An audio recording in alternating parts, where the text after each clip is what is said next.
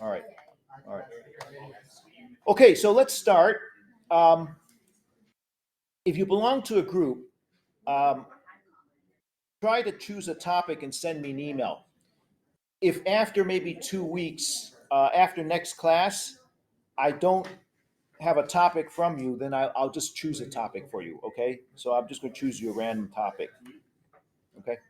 All right. So today, what I'll do is we'll look at our class participation uh, based on chapter two. Okay. Okay, guys, could we have a quiet, please? All right. We have a quiet, please. All right. So, chapter two looks at the idea of self-interest. Oh, don't forget. So, a lot of you did not do the chapter one quiz yet, so make sure you do it by tonight. Okay, by tonight. All right. So that chapter one quiz is due by tonight. All right. So make sure you do that. This is chapter two. The quiz will be next week on Tuesday. All right. So there's a quiz every week. All right. So chapter two basically is about the idea of self-interest. And when you think about self-interest, it's not necessarily bad. So self-interest is different than selfishness. Selfishness is extreme self-interest. So on the one hand, you've got what we call altruistic acts on the one hand, the idea of altruism, the word altruism means self-giving. You give expecting nothing in return. That's altruistic. And then, of course, we know selfishness, which is extreme self-interest. Okay, so if you think about people who are on the spectrum, I think in terms of altruistic people, I would think of someone like Mother Teresa, the nun from late nun from.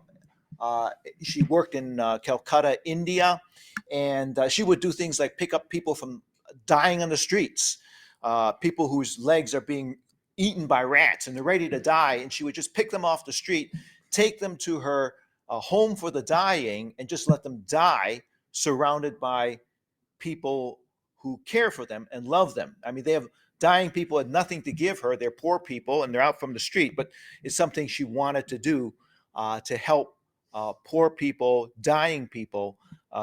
So I think an extreme case of altruism, right? Altruism. Okay. Now, on the other hand, on the other end of the spectrum, you might think of people who are what we call sociopath and psychopath. The extreme evil people.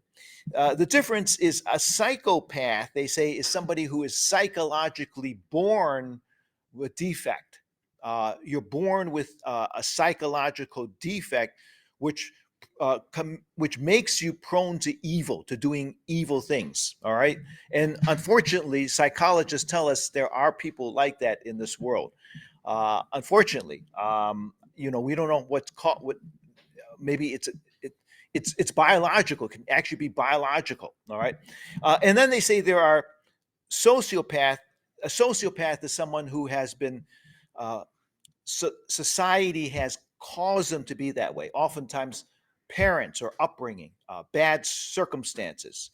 I do feel that most evil people or criminals, combination of psychopath. You're born with perhaps the bent towards evil, extreme selfishness, and also the way you were raised probably influenced you. For example, a commonality among criminals in prison, many of them have been abused as children.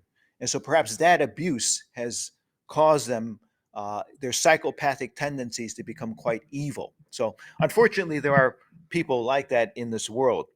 Now, if you had to think about yourself here, where would you put yourself? So on the one hand, would you say you're more altruistic or more selfish and greed? In other words, are you more like Mother Teresa or are you more like the psychopath, sociopath? Okay. So how many of you would say, hey, far right, I'm evil? Okay. I'm glad. Because if you are that way, I don't want to know you and you should probably be locked up. Okay. How about far left? You're like Mother Teresa. You're very selfless. You'll help others even if it means sacrificing your own needs. You're very selfless. Anyone like that here? I had someone like that in my other class, and there are some people like that. The problem with that kind of person, it's great, it's a wonderful person, but sometimes you don't get your own needs met. That's the problem, right? So not, it's good to be a little bit selfish sometimes, right? How many of you would say I'm middle right? I'm quite selfish, but I'm not a bad person. A lot of people are like that. Many people are quite selfish, and you would want to say you're C, maybe? No?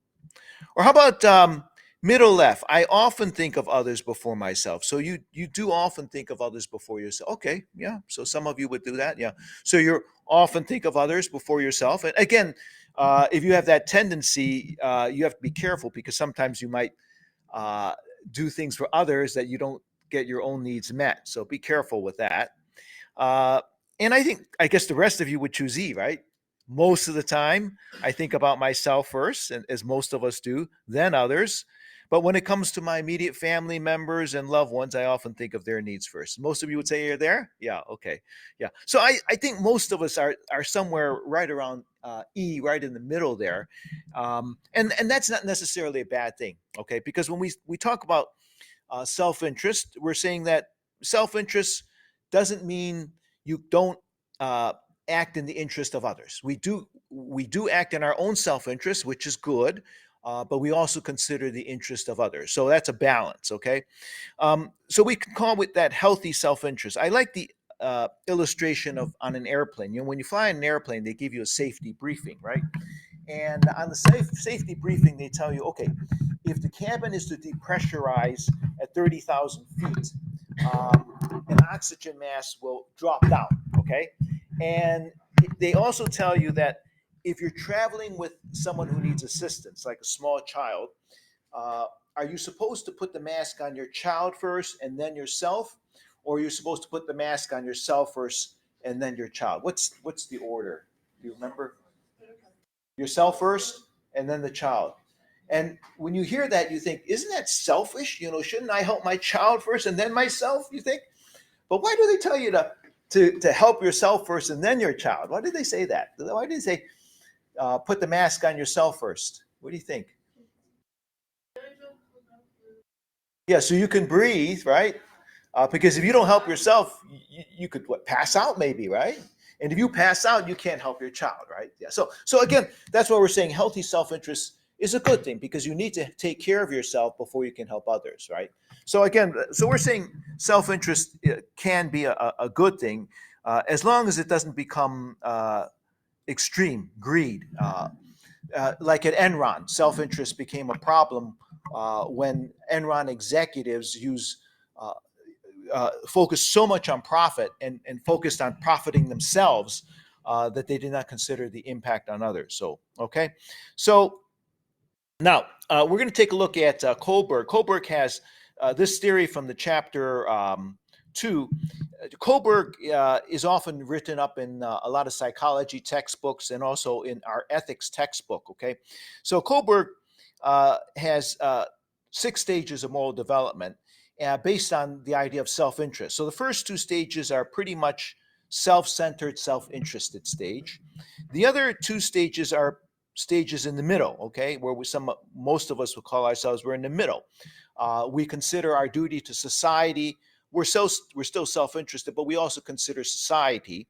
And the last 2 stages, he says, a lot of people don't get to. These are what we call ethics-centered stages. Go to ethics principles. So we take a look at we'll start with the first 2 here. And that's what we call self-centered, okay?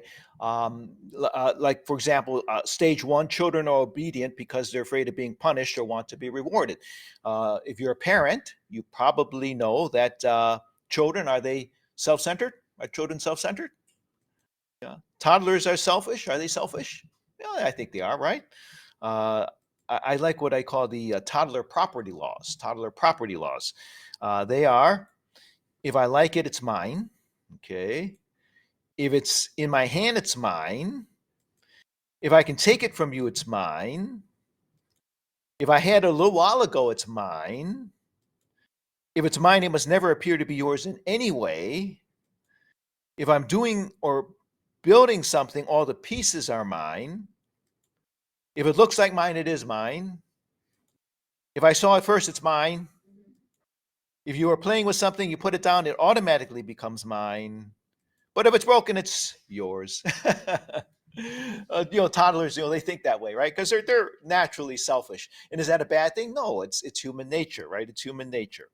So again, children are obedient because they're afraid of being punished or they want a reward. That's why. So they only do what they're supposed to do in order to get something, right? Or to avoid punishment. Scientists did an experiment with children, young children. He tells them, okay, face the wall. Face the wall. And behind you on the table, I'm going to open this new toy, a fantastic new toy. You're going to love it. And I'm going to give you that toy on one condition. You don't turn around and peek at the toy until I give you permission to look at the toy. Okay? So the scientist then, it's a setup. He has an assistant knock on the door. And he says, and the assistant comes and says, sir, there's an important phone call you need to take. And of course, it's a setup. And the scientist says to the child, okay, I'm going to go out and I'm going to take that phone call. While I'm gone, don't peek at the toy, right? Okay. So the scientist walks out of the room. He slams the door so the child knows that he's gone. And so I want you to take a guess here. How many children do you think turned around and peeked at the toy when the scientist was out of the room? How many children? So how many of you say, hey, 25%? Oh, okay. You have faith in children. Only 25% would peek, you think. All right, good. How about B, 50%? Okay, so some of you, okay, that's still pretty good. You have still faith in children that 50% would not turn around and peek. C, 75%. Okay, and more of you say, okay, yeah, children will peek. D, 100%. All right. It actually is D, 100%. Because, young children, they just cannot resist turning around. The temptation is too great. So, of course, there's a camera that in the room, so they know. So all the children, 100% of the children turned around and peeked at the toy, okay? Because they thought the scientists did not see them, right? Now, the scientist comes back in the room, and he asks the child, did you peek at the toy? Okay. So they all peeked, 100% peeked. Okay. But how many do you think lied about not peeking? So they lied about, oh, no, I didn't peek. So how many do you think lied about not peeking? Okay.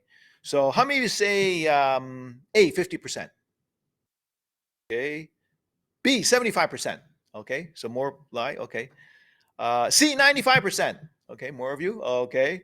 And D, 100%. All right. Okay. All good answers. It is, in a way, it could be 100%, but it was 95%. And the reason is because the very young children, 3 years old or under, they didn't lie because they haven't learned to lie yet. You see, children, very young children, they haven't learned to lie because when you're very, very young, you kind of just tell the truth. It's not until you get to about 4 years old that children understand, oh, if I lie, I can avoid punishment. I can avoid getting a spanking or something, or I can get rewarded. I can get rewarded by lying. See, they figure out lying actually benefits them.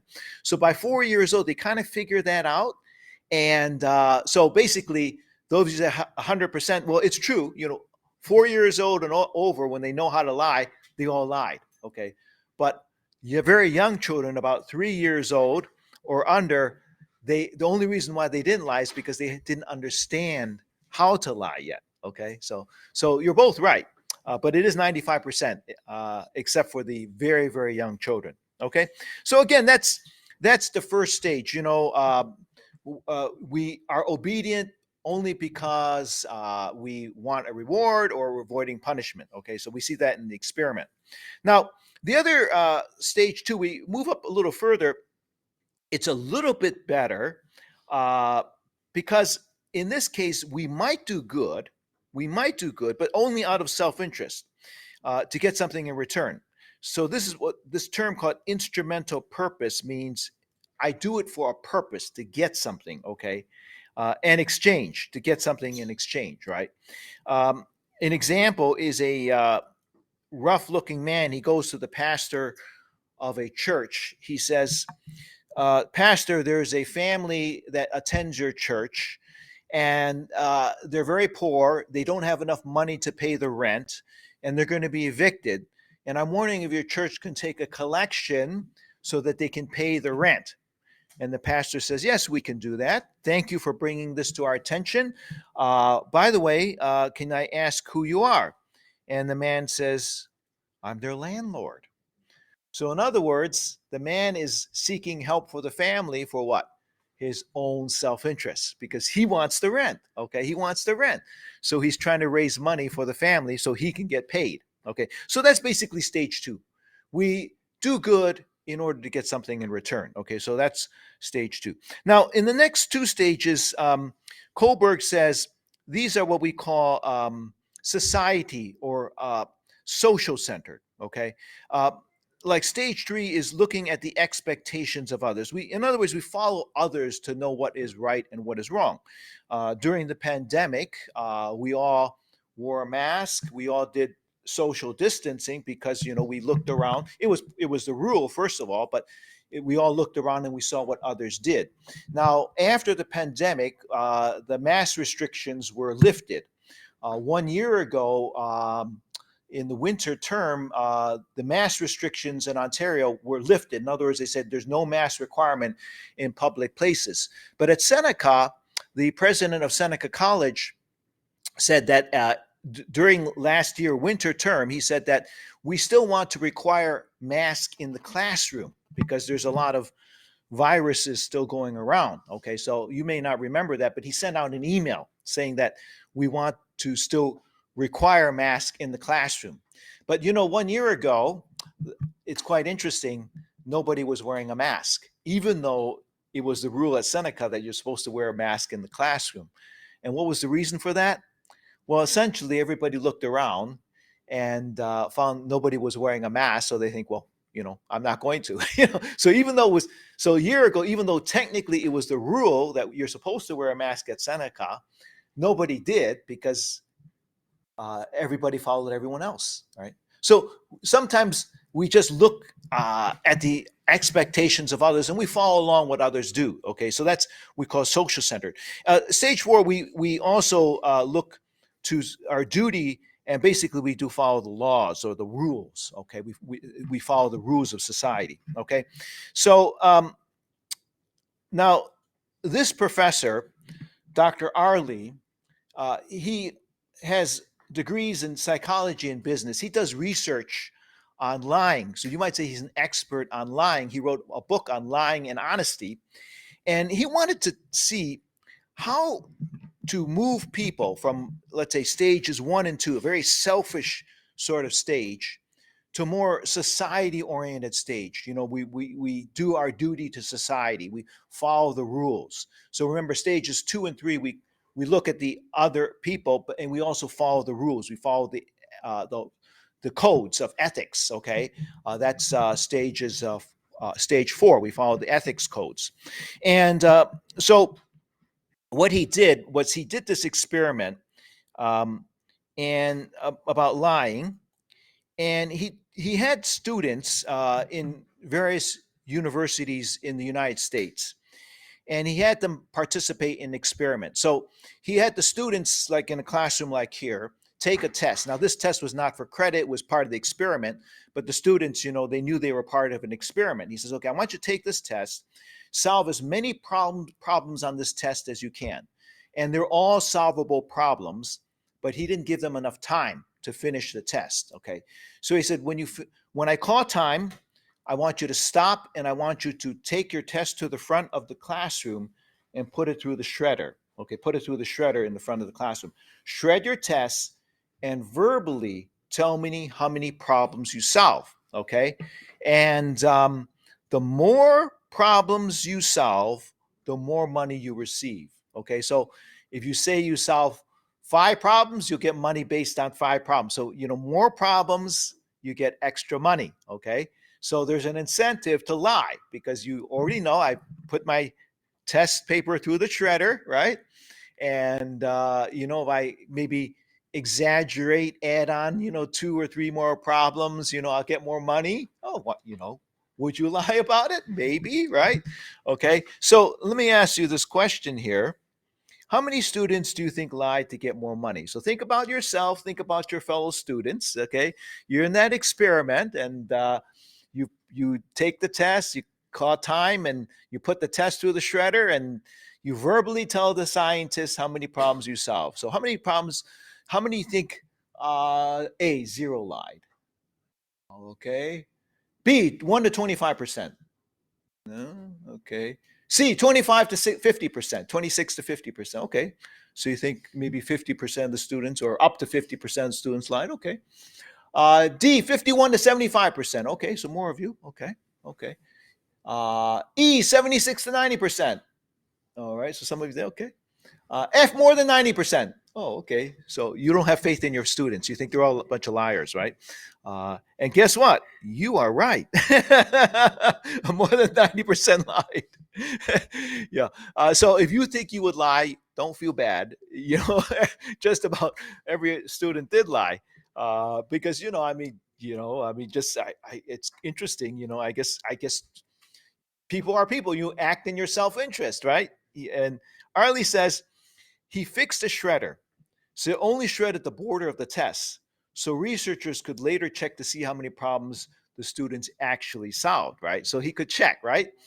And he found, on average, students claimed to solve 6 or 7 problems, but when researchers checked their test papers, most only solved 4. Okay, just about every single student, he said, just about every single student lied to get more money. Maybe a few told the truth, but almost every single student lied to get more money. So that's quite interesting. Uh, I guess students, we can't always trust students. It's okay. All right.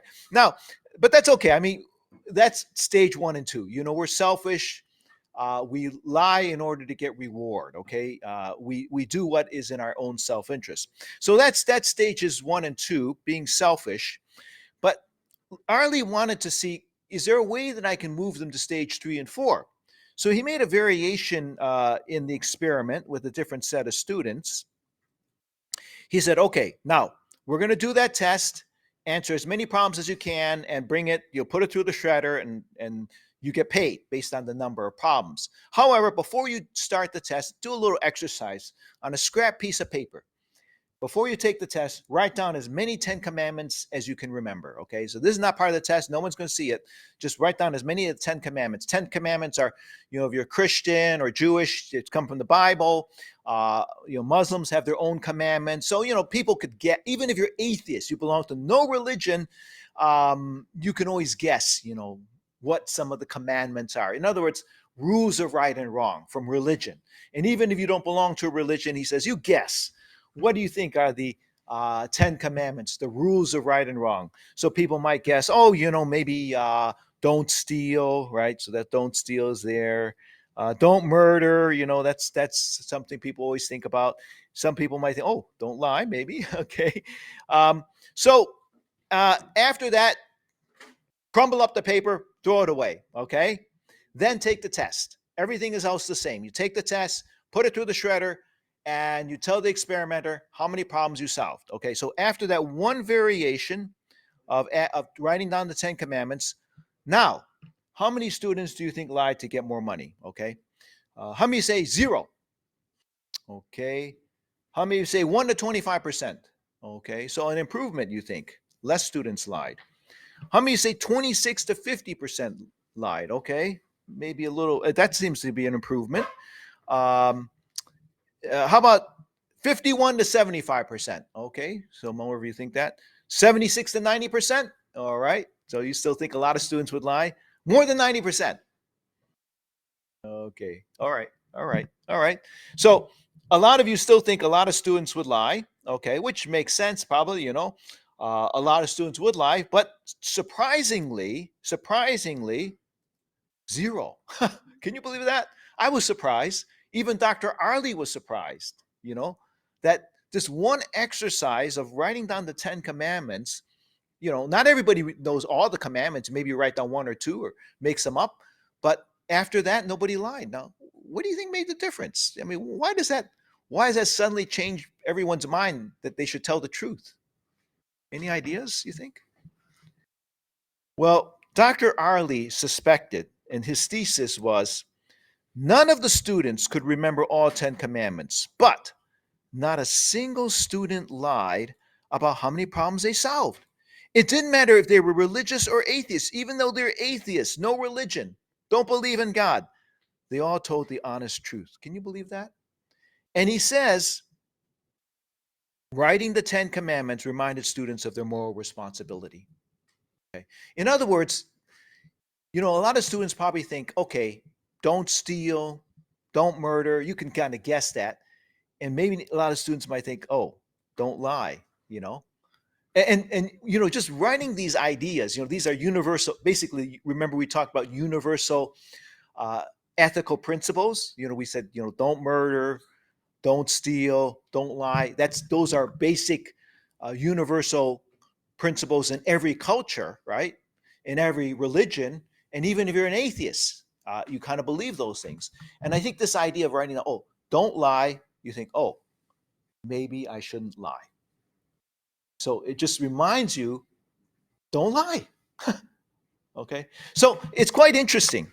So Arley says that we need to remind people of their moral responsibility. Another way to do it, at MIT, a very prestigious school, he said, okay, before writing a test, sign a statement saying that you will write the test in accordance with the honor code of MIT. That's the ethics code. Does Seneca have a ethics code? We do, actually. It's called Students' Rights and Responsibilities. You probably haven't seen it, but it is I think it's on the website somewhere. I once looked it up, but Seneca does have a honor code or ethics code. And so you think anybody would lie after signing that statement? Of course not. That's even worse. That's even more strict than writing the 10 Commandments. So after signing a statement saying they'll write the test in accordance with the honor code of MIT, not a single student lied, even though MIT doesn't even have an honor code. I'm surprised, such a prestigious school doesn't even have an ethics code. Now, on the other hand, Princeton, another prestigious school, they have a strict honor code, okay? And when students were asked to sign a statement saying they would follow the honor code, of course, they told the truth, right? However, when Princeton students were not asked to sign the honor code, they all lied like other students at MIT and other universities. So, in other words, if students were told, sign a statement saying you'll follow the honor code or ethics code of your school, no one lies. But even if you ask to write the 10 commandments, no one lies. Very interesting. But when you don't ask them to do that, they all lie. Most of them will lie, okay? And his research shows the need for organizations to remind employees of their ethical and moral responsibility, moving them from the selfish stages of 1 and 2 to the more social centered, follow the rules and expectations of your organization, stages 3 and 4. Okay, so so basically it reminds companies. Most companies these days have ethics codes. Professional organizations have ethics codes. We talked about that in the first class. It's great to have an ethics code, but you have to remind your employees, you have to remind your professional members to follow the ethics code. Sometimes at Seneca, before writing a test, an in-person test, a professor may say, okay, make sure that you write this test in accordance with the Seneca rights and responsibilities of students. No cheating, okay? So they remind you. And if a professor reminds you at the beginning, chances are you're probably not going to cheat because you're reminded, I'm not going to cheat on this test, all right? Enron, had that big scandal, right? They had a wonderful honor code or ethics code, but the thing is, nobody followed it because the company never reminded the employees to follow the ethics code. So again, that's why companies and schools probably need to do more, and even professors need to do more to remind students of your responsibility to follow proper ethical codes. Okay. So, by the way, in my quizzes, it is open book. You're allowed to, you do it at home, right? It is open book. So, of course, you can look at your notes at the same time. You're welcome to do that. The only thing I would ask though is do it alone. Do it by yourself. So don't do it with your fellow student. Okay. So that's every quiz you should do it by yourself. All right. So again, we want to remind students of your moral responsibility. Now, the final stages, the Kohlberg says that most people don't get to those stages. Most people operate in stages 3 and 4. We follow the expectations of society, we follow the rules when we're reminded, and we often jump back, we revert back. So we can go back and forth between 1 and 2 to 3 and 4. So you could be at stage 4 following the rules, but sometimes you're tempted and you can go back to stages 1 and 2, being very selfish. So most people move back between selfish stages of 1 and 2, and often we still operate at 3 and 4. Okay, so we go between 1 to 3, basically. All right, 1 to 4, 1 to 3. Most people don't ever get up to 5 and 6. And 5 and 6 is the idea. It's a person who strictly upholds the codes and values of society. It's a student who will tell the truth. When you shred the test, a few students told the truth. It's that someone at stage 5 will still tell the truth, even though they have incentive to lie. And stage 6 is someone who's going to go beyond what the law requires, beyond what the rules say, to universal ethical principles. So, for example, the civil rights movement in the United States, stage 6, Martin Luther King started the civil rights movement in 1955. But I think last week, in fact, in the United States, they celebrated Martin Luther King Day. It was a holiday. Last Monday was Martin Luther King Day. And so that celebrated the civil rights movement. Now, before 1955, there were laws, discrimination. Okay, so what we're saying is laws can actually be unethical. Ethics has to guide laws to be updated. And same with the United States. Before 1955, there was a law in the southern United States. And this woman, Rosa Parks, she started the civil rights movement with Martin Luther King. And in 1955, something happened which sparked the civil rights movement. In the southern United States, they had rules that black people and white people rode the bus together. However, if the bus is full and a white person gets on the bus, he sees that all the seats are taken. The white person had the right to go up to a black person and say, give up your seat so I can sit down. I want to sit down, so you have to give up your seat. So by law, the black person was required to give up their seat to a white person. Now, can you believe that? But that was the law, all right? And so Rosa Parks, she was sitting on the bus in 1955 in a city called Montgomery, Alabama. A white man gets on the bus, and he goes up and he says, all right, get out of your seat. I want to sit down. And Rosa Parks says, no, I won't do it. Okay. And so I want you to guess what happened. Okay, in 1955, in Alabama, USA, Rosa refused to give up her seat to a white man. Okay. Now, what do you think the bus driver did? So just guess, what do you think happened? A, he asked the white man to stand. So he said, please, sir, would you mind standing? You think A, anybody choose A? No? Okay. How about B? He kicked Rosa off the bus. Okay, so some of you think that's logical too. All right. How about C? He called the police. Okay, that sounds logical. All right. D, ask another black passenger to give up her seat instead. Okay. So you all had good choices. Actually, here's what actually happened. C, he called the police. Okay. So he calls the police. He stops the bus. He calls the police. And the policeman arrests Rosa, takes her off the bus in handcuffs. And as she's being led off the bus in handcuffs, she turns to the policeman and she says, why are you doing this? Why are you picking on us? In other words, why are you picking on us black people? And the policeman said, well, I don't know, but it's the law and it's my job to uphold the law. Okay. So the policeman thought, it's kind of silly that I'm arresting you for not giving up your seat to a white person. But, that's the law. And as a policeman, I got to arrest you. That's my job. to uphold the law. So Rosa Parks, she contacted Martin Luther King, and they organized together the Montgomery, Alabama boycott. That's the start of the civil rights movement. And the boycott was all black people boycotted the public bus system. They all walked to work. Okay, none of the black people rode the bus, and a lot of black people rode the bus at that time, and the bus company lost so much revenue they eventually had to change the law.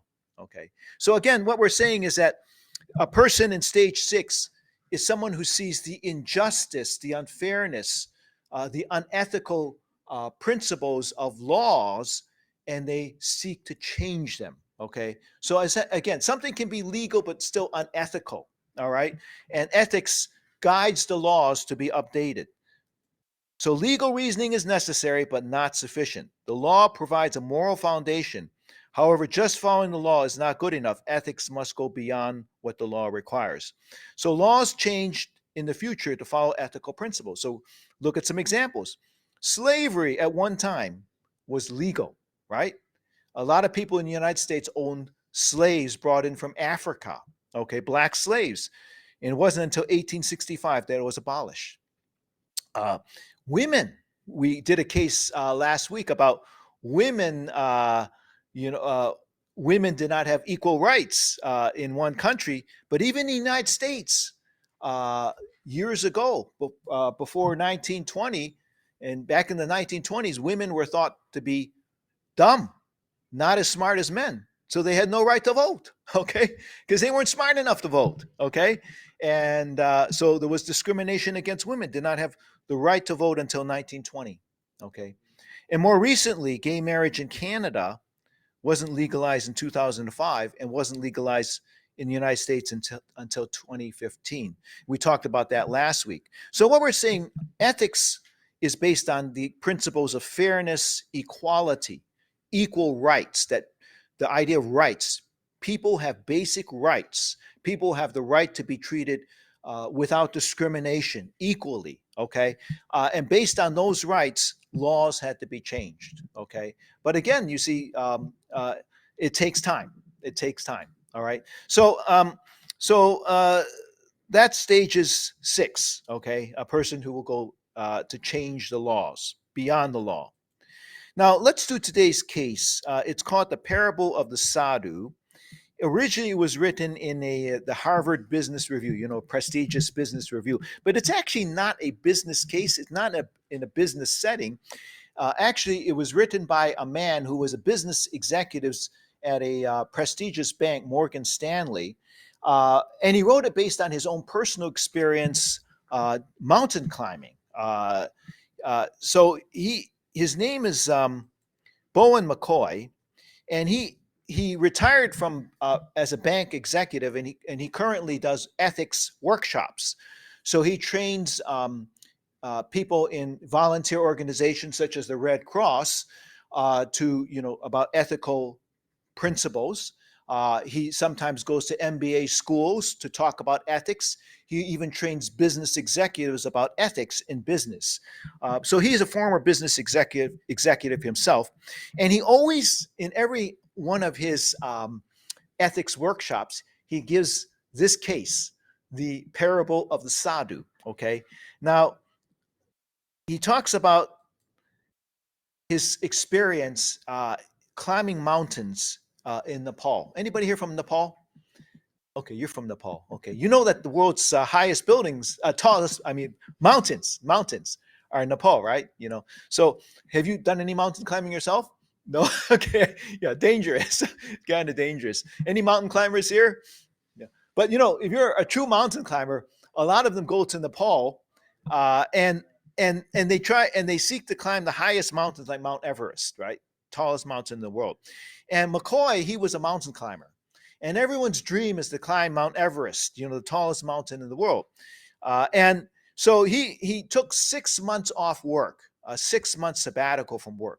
So he's an executive, takes 6 months off work to prepare because, it requires lots of training. Physically, you got to, train your body to climb up the mountain. And of course, you have to do a lot of planning. You have to hire porters to carry your equipment, guides to guide you up the mountain. So it's a lot of preparation and a lot of money to climb these mountains. Okay, so during the climb, he encounters a sadhu, who's an Indian holy man. Okay, and so in these mountains, they on the lower part of the mountain, they have these temples. Okay, and often Indian holy people would go to these temples and do rituals, and then they would go back down the mountain.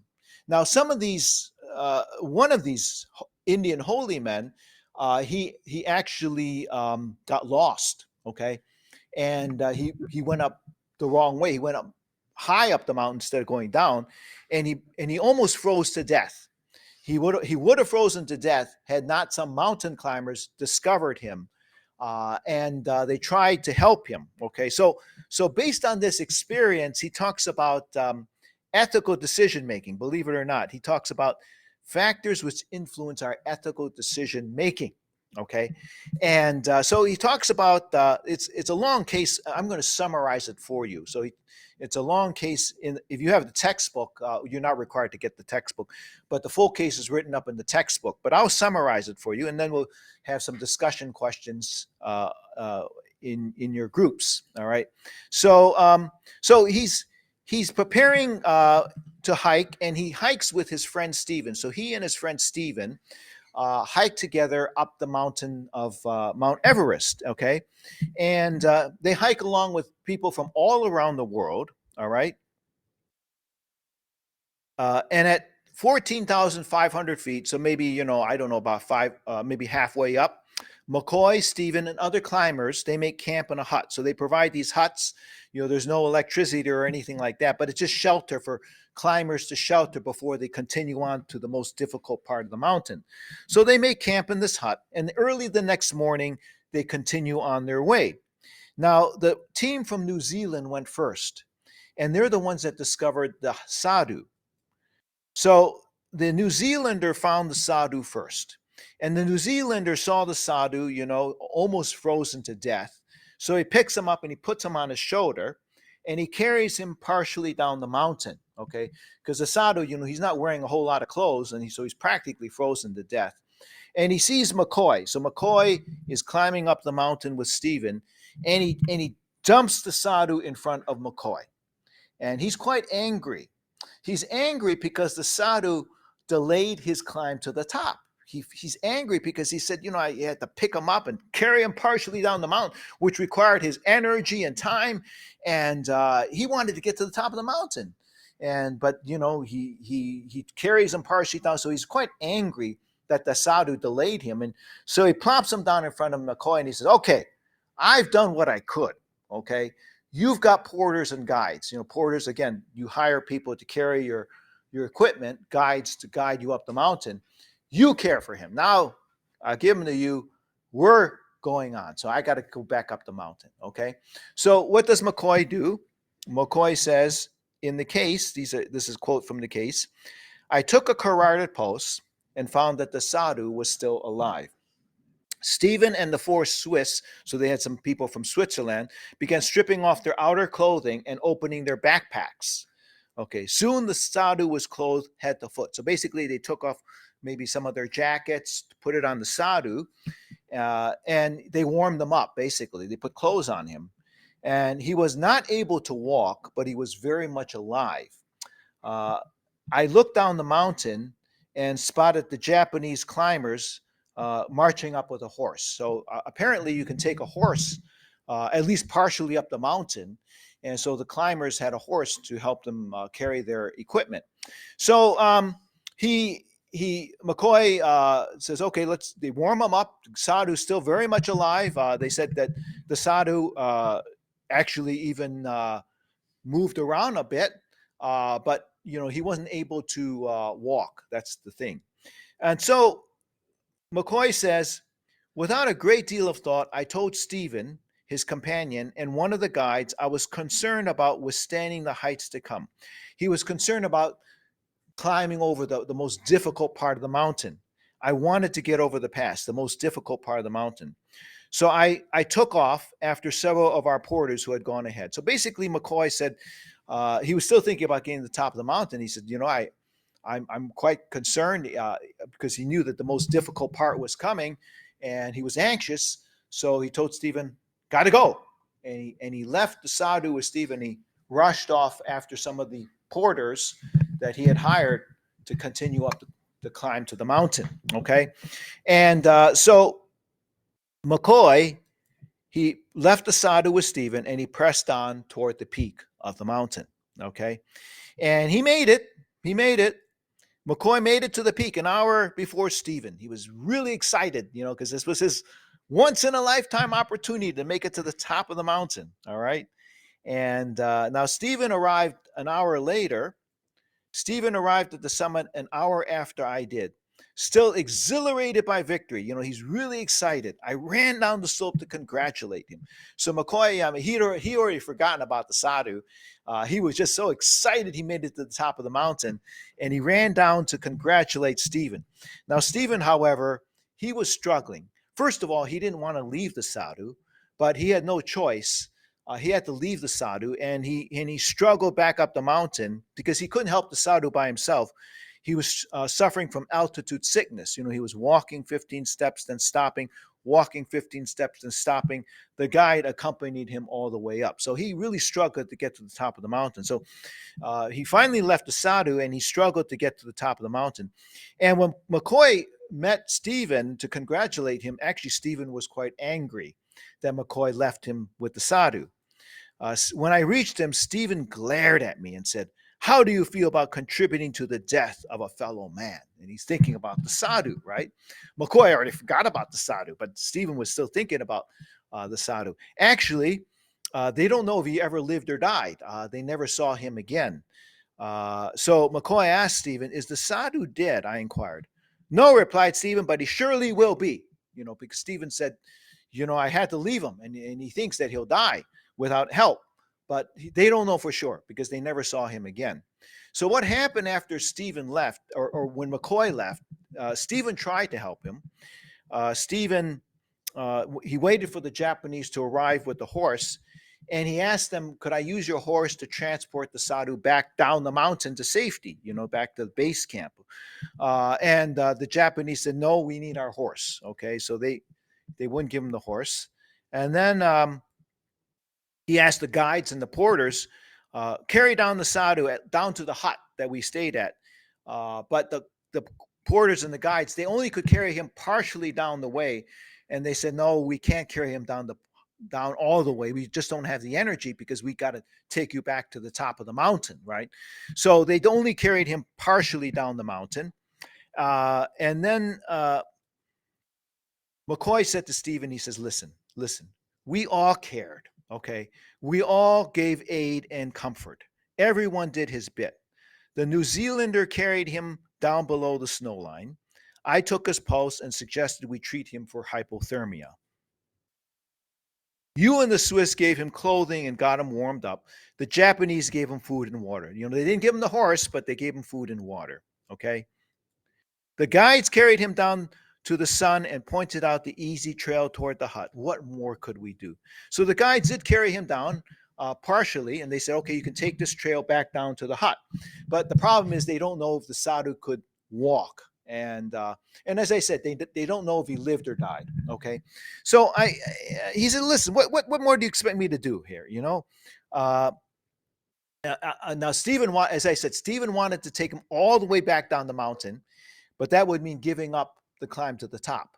Okay, but nobody was willing to help him, so he couldn't do it.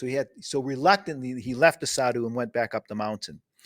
So McCoy said, "Despite my arguments, I felt and continued to feel guilt about the Sadhu. I had literally walked through a classic moral dilemma without fully thinking through the consequences." So I want you to think, McCoy acted on almost instinct to just leave the Sadhu. And so take a moment to choose A, B, or C, discuss it in your group and tell me what you would choose. What role did self-interest have on McCoy and his teammates' decision to leave the Sadhu? So not Stephen. Stephen wanted to stay, but everybody else left the Sadhu. They helped a little bit, but they left the Sadhu. So would you say none? McCoy felt he had done all that he could, so it was time to move on. Or B, a lot. McCoy was only thinking about getting to the top of the mountain. Or C, about 50-50. So discuss it for a minute, and then we'll take your responses, and yeah, and then we'll go to the next question here. Okay.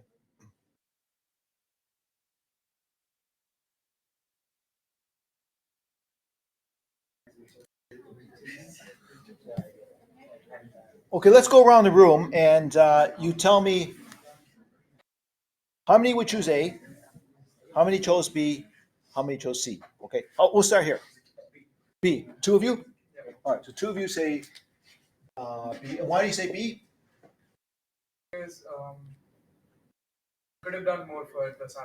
Yeah, he could have. Yeah, he could have. I mean, he could have taken him all the way down, right? But again, if you take him all the way down, it would mean giving up the climb to the top. Okay. I mean, he could have rested in the hut himself and climbed the other day. Well, it would have been difficult. See, keep in mind here, uh, you know, if you carry him all the way back down to base camp, it's not it's not like, okay, we'll do it tomorrow, because you've already hired these porters and guides for the day, and you spent thousands of dollars doing it. Actually, I watched a documentary about climbing Everest, and one of the climbers said, at a minimum, the cost is going to be $50,000 at a minimum, because it costs money to hire these porters and guides, airfare, other expenses, equipment. So so you think about, you've just spent $50,000 plus on this. You've taken 6 months off of work. Okay, this is your lifetime dream, right? And so, yeah, so it's not easy to just kind of give up your climb to the top, right? So I think that's what you're thinking. So I mean, you're thinking, well, he could have done another. No, he couldn't have done. He would have had to do it all over again, take another 6 months off of work. I mean, it would have been a lot. It would have been very difficult. Okay, so yeah, but anyway, you think a lot of self-interest there. All right, what does the next group say? B again? All of you? How many of you? How many of you? Five. All right, five. Okay. Okay. Again, because you feel that he could have done more, perhaps, and Like I understand it costs 50,000, but that means you're putting $50,000 on the other dude's like that's what he's worth to you. yeah. You mean $50,000 plus? Yeah. Like, the reasoning is, it cost me 50,000, so because of that 50,000, you're willing to let this die. Yeah, in a way, yeah. And it's your lifetime goal, right? Are you going to let a sadhu stop me? That's the thing. What about back there? What do you say? What do you guys say? B, all four of you? Two B's? Three C's. Okay, three C's, about 50-50. Yeah, a lot of people would say that. Okay, and one B? C? All four C's. I am B. Oh, you're B. Okay. And those of you who chose C, you think that maybe he was thinking about, he did help the Sadhu a bit, perhaps? Is that why you chose C? 50-50? Okay. So he wanted to get to the top of the mountain, but he wanted to help at the same time. Okay. Back there, what do you say? A. Okay. Four of you? Three of you? Okay. One A, one B, A. All right. So you think he did all he could do, right? Yeah. Okay. Makes sense. All about timing and weather. Timing and weather. Yeah, that's true. Yeah, that's the other thing. You got to wait for the good weather to do this, right? Yeah, it's absolutely true. Okay. Next table. Three C's? C. Okay, three of you. Okay. All right. Any other reasons for that? Okay. Both B's. Okay. All right. And up here, what do you say? B? All three B's. Okay. So most of you said B. All right. Some said C, about 50-50. Now, I I know because I read the entire case. I'll tell you what it is. The actual answer is B. Okay. He really was only thinking about getting to the top of the mountain. Okay. And the reason why he says, listen, he rationalizes. He says, my excuses for my actions include a high adrenaline flow. He was all pumped up.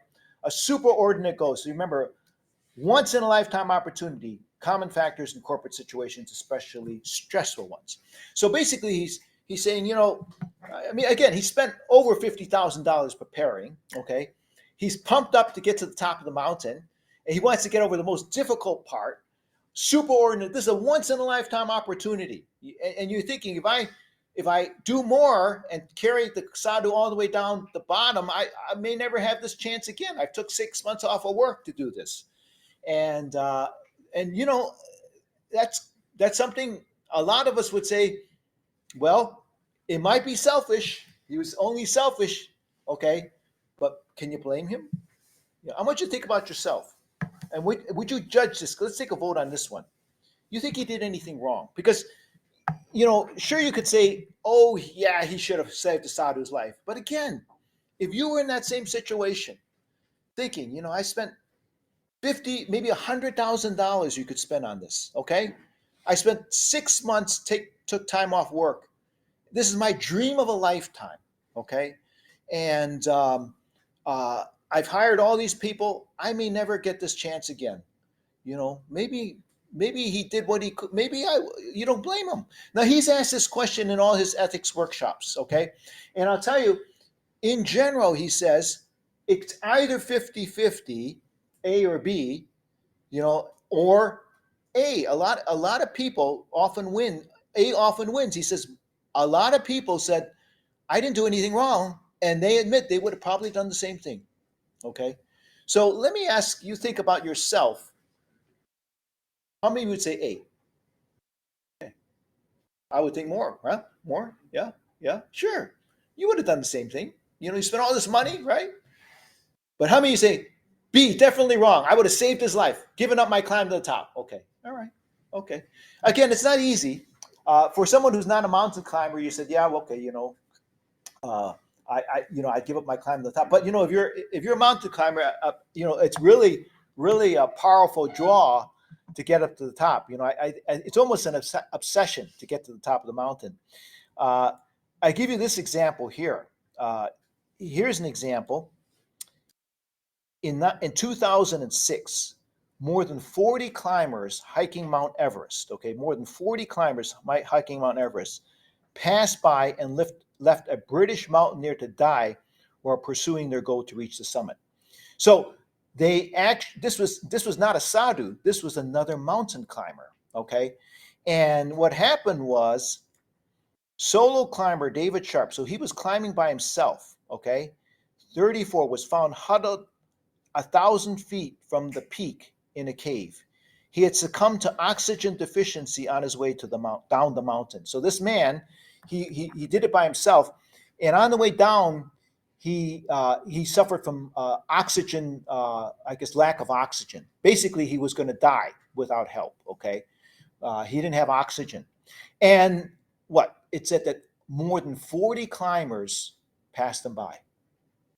Kind of like pretended they didn't see him. They all saw him, okay, but they wouldn't help him, okay. So and that's not even a sadhu. This is another climber. So it just goes to show you how powerful this motivation. Want to get to the top of the mountain. I did my lifetime goal, and you see someone in trouble. Saving his life means I got to give up that goal. Nobody wanted to do it, so they all pretended to pass him by. Okay. And they talked to, they interviewed this man, Sir Edmund Hillary. He was the first guy to conquer Everest. And they asked him his opinion. What do you think that more than 40 climbers left a fellow climber to die? And his opinion was, it was wrong. If there was a man suffering altitude problems and was huddled under a rock, just to lift your hat, say good morning, and pass on by. I think it is the responsibility of every human being to try to help. Human life is far more important than just getting to the top of the mountain. So some of you believe that, right? Some of you said, yeah, saving a man's life is more important than just getting to the top of the mountain. And, ethically, we can understand that. Ethically, we can understand that. But if you're put in that situation, all I'm saying is self-interest has a powerful influence. To go against your own self-interest would be very, very difficult. Okay. Most people would not give up their climb to the top because self-interest says, I'm getting to the top of the mountain. So again, at least McCoy helped the Sadhu a little bit, right? So yeah. Now here's a little different situation.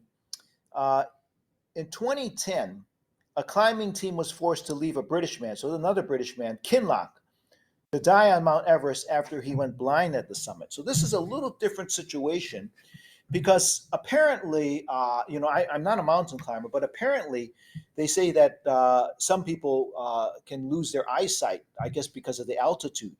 And so one of their climbing team members went blind at the summit, and of course, they wanted to help him because he's part of the team. He could be your friend, right?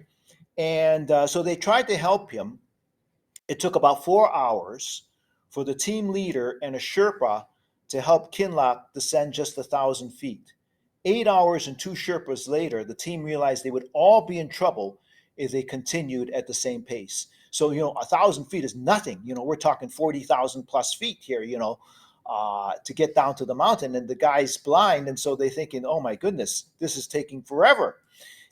As weather conditions worsened, they eventually had to face the sad reality that their own lives were in danger and abandoned Kinloch to die in the mountain. So this is a little different situation, right?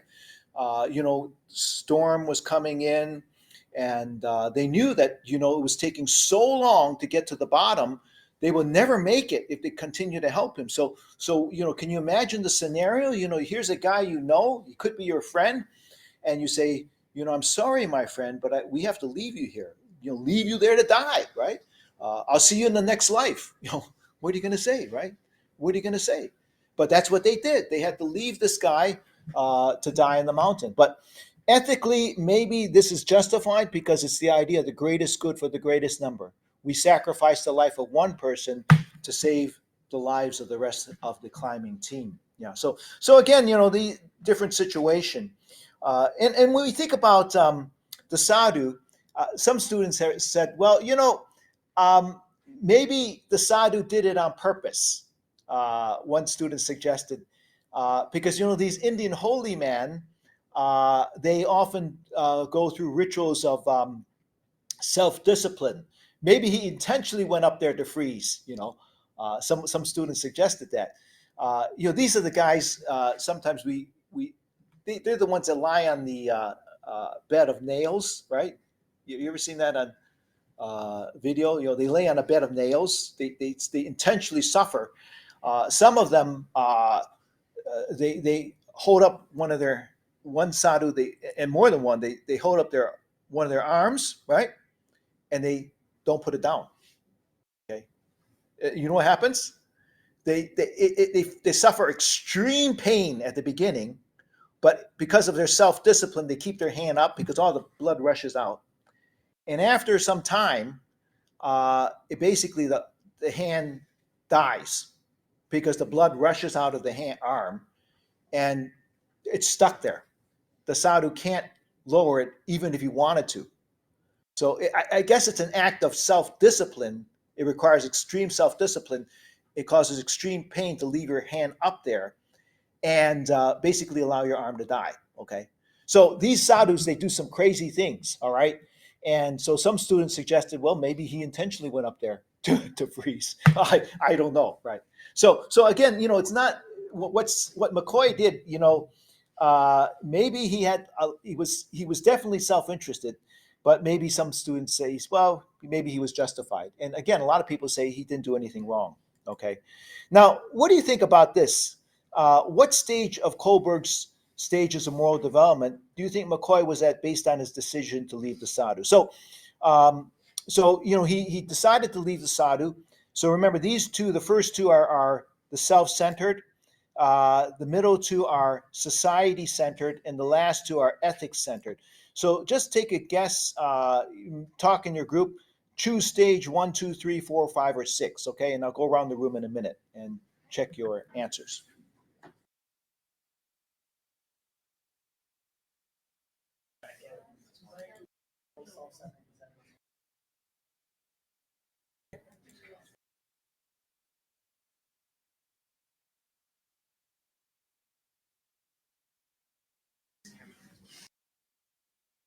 So the first two are self-centered, okay? The second two are more, you're looking at others, society-centered, following the rules, looking at expectations of others. And the last two are ethics-centered, looking at universal ethical principles, okay? So based on that, I'll ask you guys first. What do you think? I thought I was stage 3? Okay, why do you say 3? Well, lot oriented, and you probably want to help him a lot more than what he did. Okay. You kind of basically abandoned him. So he did abandon him. So you think he wanted to follow the law or what? No, he didn't. So I would say stage 3 probably more self-interested, but he still tried to help him in Okay. some way by checking, Okay, chew him out of it, but then Okay. shared love okay, for his own self-interest. okay. So you'd say 3, and what do you say? 2? Okay, because he's selfish, right? So, yeah, 2 is more of a selfish idea. Yeah, yeah. So you'd say I would go 3. 3? Okay. So we have stage 2 is 1 person, and stage 3, 2 people. And why would you say stage 3? Okay, okay, all right, that's fine. Next, 2, all right. 2 of you? Okay. Because it was pretty much self-interest, right? Okay. Next group? 2, okay. 1, 2, 3. All right. Back there? 2, okay.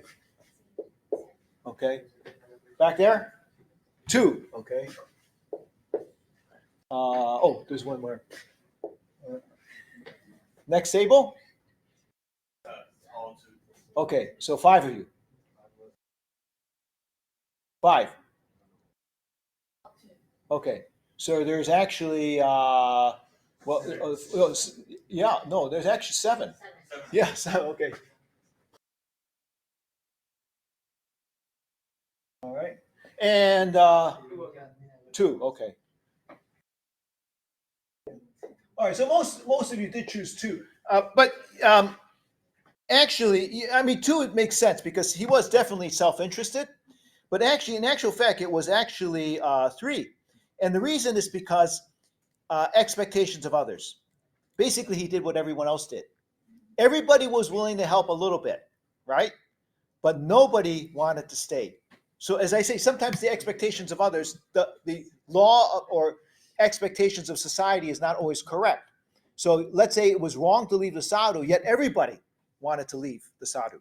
So, everybody said, okay, let's help him a little bit, but we're still going up to the top. So, he's following everybody else. Okay. So, again, there's the power of the group influences us. All right. And we can see that in driving, especially with young teens. For example, in Ontario, you're only allowed, if you're under 18, you have a driver's license, there's a restriction. You can only take 1 passenger in your car, unless they're family members. And the reason is because they're afraid that if you take all your teenage friends with you, especially men, young men, you tend to drive more aggressively. You think that's true? You young men who drive? Yeah, I think you do. So, be careful when you drive with your friends, okay? Because they tested this and they found that teens ran about 40% more yellow lights, 60% more crashes when they knew their friends were watching. So they tested them first by themselves and then when their friends are watching, right? And they drive more aggressively in the video driving game when they're with their friends. And same with, so they feel in real life too, that happens, okay? If I were to ask you, here's a famous experiment. If I were to ask you that to choose, this is not a trick question, but to choose, match this line, the first line, with these 3, what would you say? It's not a trick question. It's obvious. What is it? Is it C? Yeah, 100%. You're joking. I know you're joking. Yeah, yeah. It's obviously A, of course. Okay. But let's say you're in a group and suppose four people in front of you said it was C, like my friend there. Would you still choose it? Would you still stick to your conviction? Yeah.